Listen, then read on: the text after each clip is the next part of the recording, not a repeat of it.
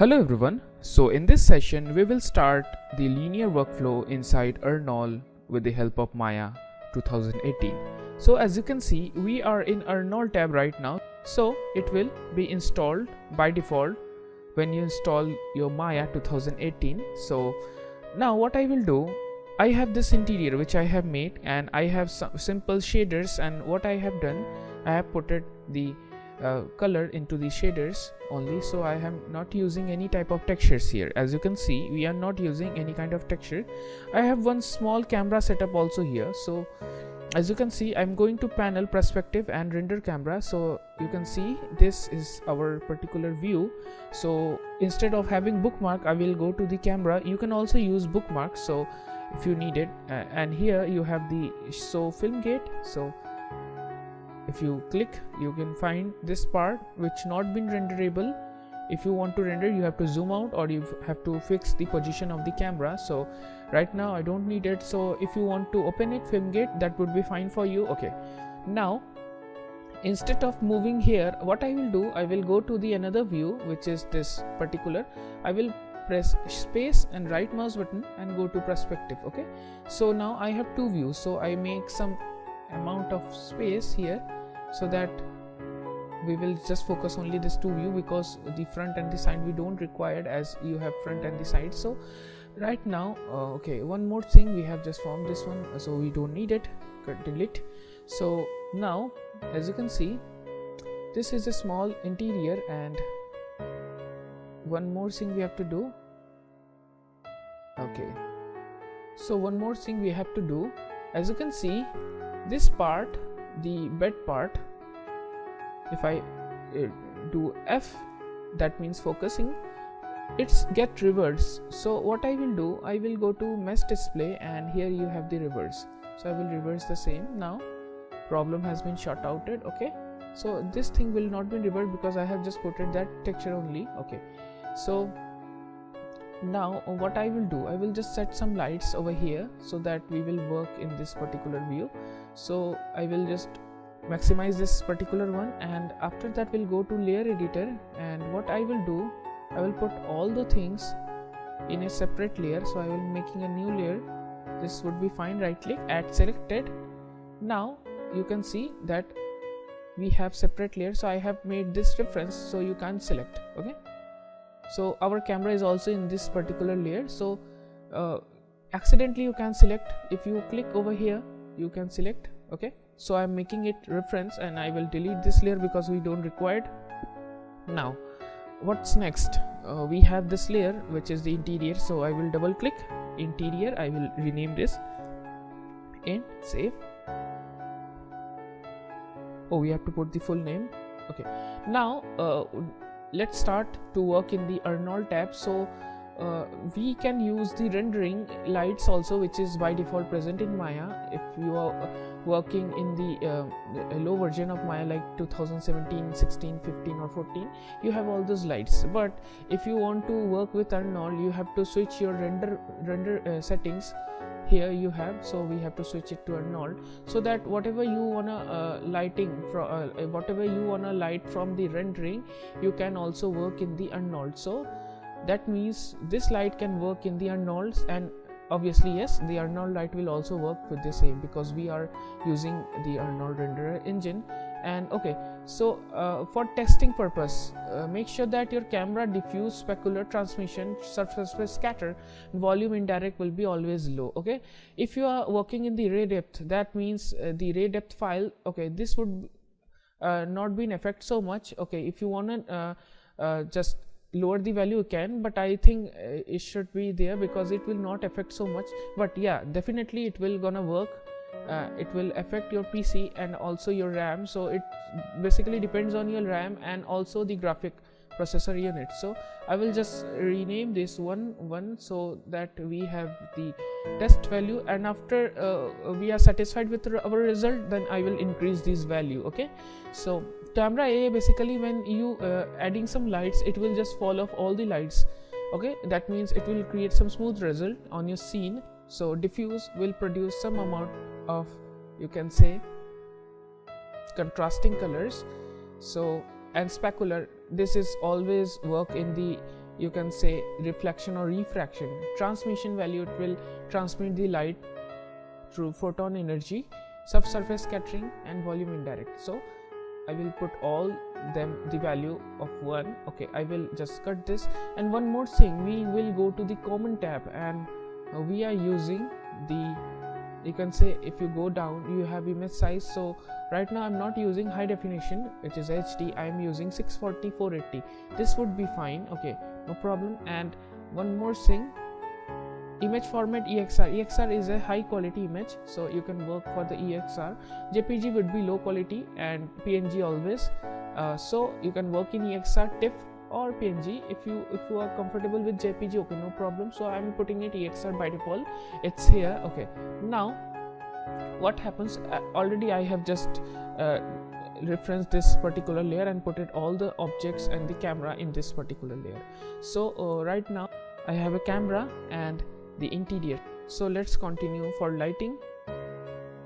Okay, now what happened next? So what I will do, I will put some amount of area light. Now I'm working in the area light, so let's start. So I will make this night light. So what happens now, I will just press 5 button. As you can see, we are not in lighting mode. If you press 7 button, then we will go to lighting mode. As the lighting is not present and any of the light is not present inside your scene, that's why it's showing in black color. So I will go to 5 again, and here we have the area light. I will click over here. Now you form the area light, which is forming here. And okay, now move the area light here a little bit. As you can see, if I just press F button, we will found this light which is pointing here. So the light will cast from here. That means this particular arrow will be somehow, you can say, here. Okay, I will just put it somehow here. So click and just move it.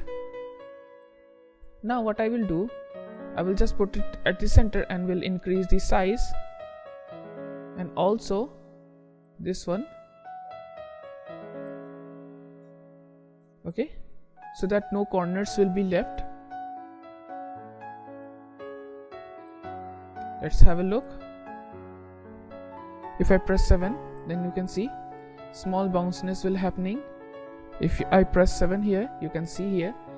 So what I will do now, I will just select this light and will press 5 again, and will go to the attribute editor. So in attribute editor you have all the features here, so it's very hectic to just scroll it down and all. So I will just go to copy tab. So I prefer this one. This would be very good because it will just make a duplicate copy of this and will just put it over here, so you can have a particular look. So that would be much more convenient for me, so you can work in the same.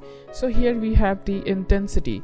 Intensity is very important. If I press 7, as you can see, intensity is very low. Okay, so now what I will do, I will increase the intensity. So as you can see, I'm increasing the intensity, but I think if I press IT, what happens now, it's lighting proper well. Okay, so and one more thing, I am doing the night light. So we require two types of lighting, which is the warmer and the cooler lighting. The warmer lighting will be cast inside this scene, and the cooler light, which is the blue light, which is cast from outside world. Because I am working now in the night light system, and already we have discussed about the daylight using the physical sun and skies. So right now I'm working in the night light. Okay, so as you can see, here we have the features panel. Make sure that your cast shadow will be on. If cast shadow will not be on, it will not produce any kind of shadow. Okay, so okay, each and everything is fine. Okay, no problem. And yes, the color value is very important. Okay, so I will put some amount of sky blue, like, okay, little bit of sky bluish light. And now what happens next, if I just go to this particular section, and already we have decreased the value, you can say the render settings, because we have decreased all the values, and also we are using very you can say very compressed version, which is 640 480. Okay, no problem. Now I will just select any of them, because if you are selecting here, you have the interactive, you can say interactive render view. So if I go to here, as you can see here, if you press this button, you have only one time render. That means if you are changing this model, you have to render it again like this. Okay, that's the main thing.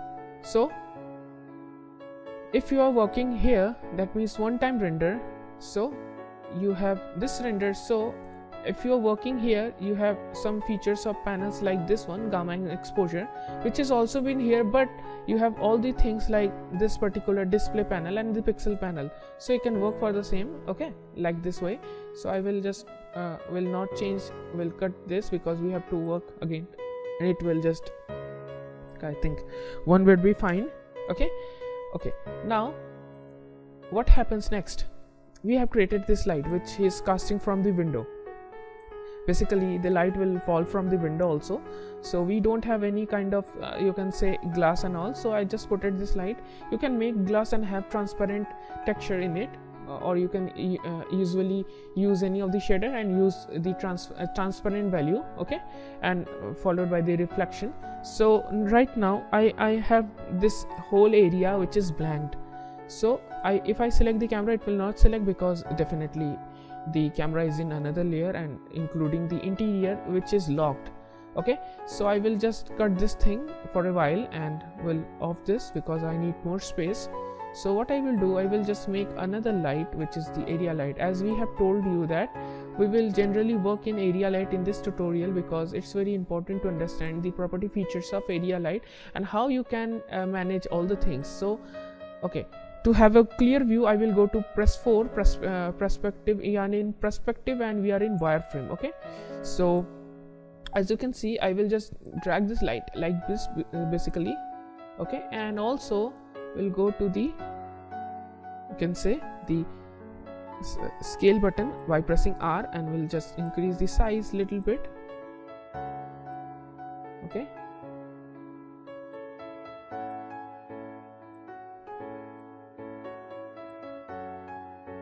we'll rotate this little bit.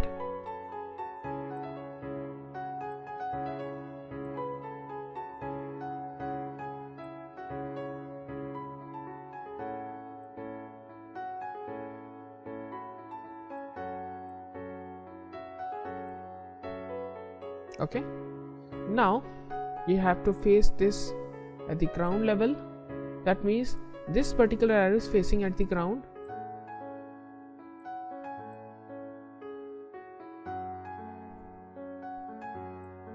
So if I press 7, you can see it's collapsing to the wall, so we don't have to collapse this to the wall because okay, this part would be fine because we have to focus in this part only, and I will just drag this.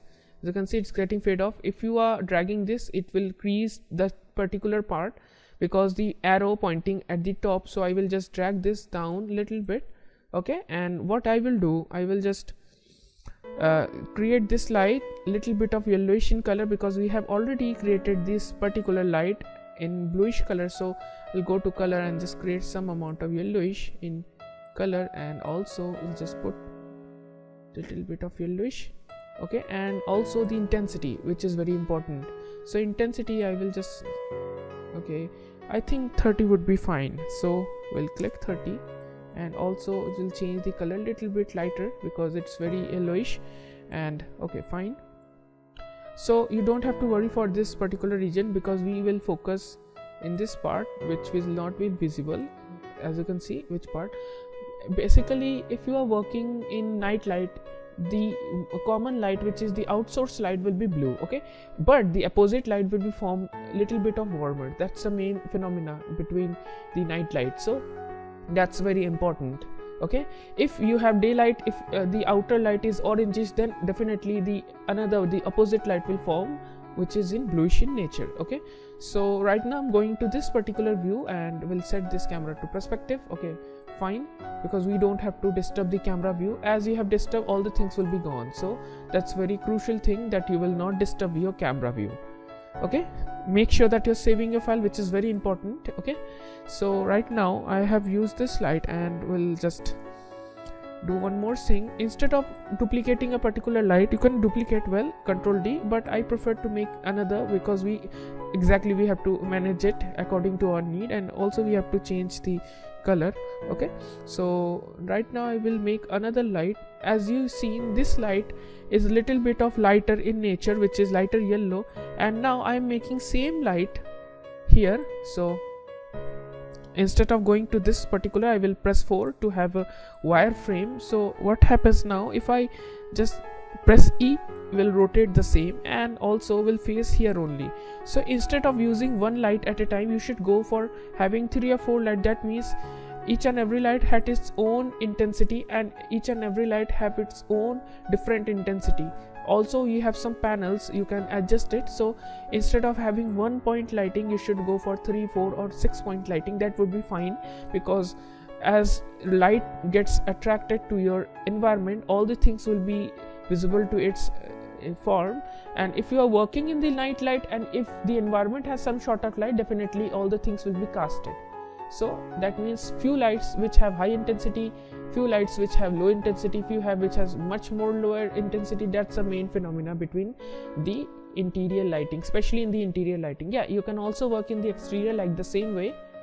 So I'm just putting the light over here, and finally we have just put it the lighter color here, and we'll put the darker yellow color here. So we'll go to attribute editor, and here you have the Arnold light attribute. So exactly what we have to do, just click the color, and the intensity would be little bit lower as compared to this one, because as this is a soft light, you can say, because the color is little bit whitish, and this is a hard light, and also the property of the light is same because we are using the area light, but it only depends on the intensity. If you have higher intensity, light will cast more. If you have lower intensity, light will cast less.